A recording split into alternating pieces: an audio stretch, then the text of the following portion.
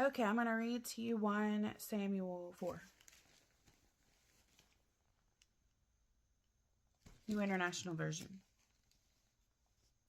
Philistines' capture of the Ark of the Covenant. Now the Israelites went out to fight against the Philistines.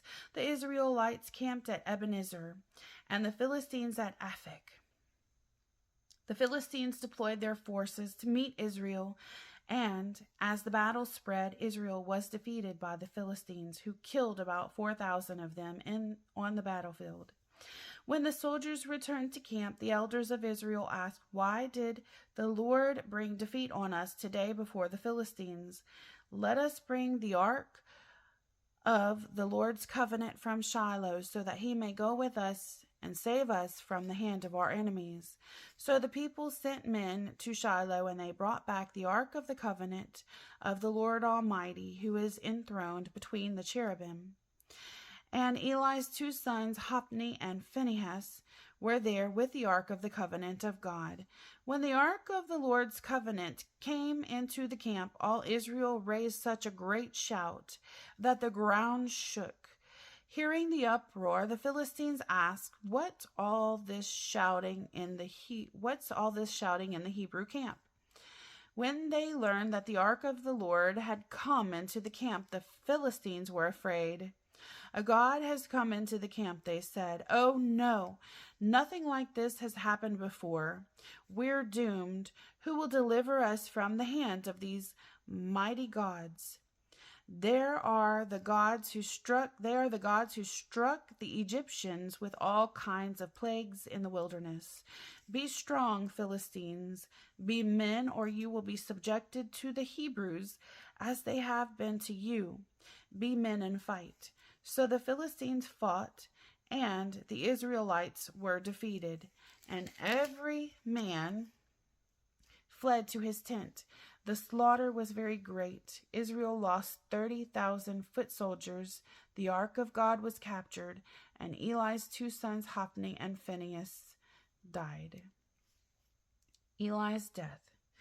That same day, a Benjamite ran from the battle line and went to Shiloh with his clothes torn and dust on his head.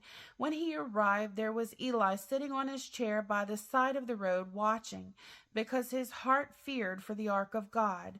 When the man entered the town and told what had happened, the whole town sent up a cry. Eli heard the outcry and asked, "What is the meaning of this uproar?" The man hurried over to Eli, who was 98 years old and whose eyes had failed so that he could not see. He told Eli, "I have just come from the battle line. I fled from it this very day." Eli asked, "What happened, my son?" The man who brought the news replied, "Israel fled before the Philistines, and the army has suffered heavy losses. Also your 2 sons, Hophni and Phinehas, are dead, and the ark of God has been captured." When he mentioned the ark of God, Eli fell backward off his chair by the side of the gate. His neck was broken, and he died. For he was an old man, and he was heavy. He had led Israel 40 years. Ichabod's birth.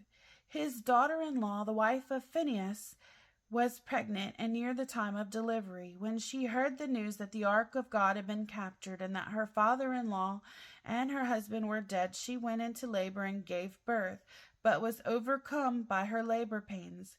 As she was dying, the women attended her said, "Don't despair, you have given birth to a son." But she did not respond or pay any attention. She named the boy Ichabod, saying, "The glory has departed from Israel because of the capture of the ark of God and the deaths of her father-in-law and her husband." She said, "The glory has departed from Israel, for the ark of God has been captured." And that is 1 Samuel chapter 4, verses 1 through 22.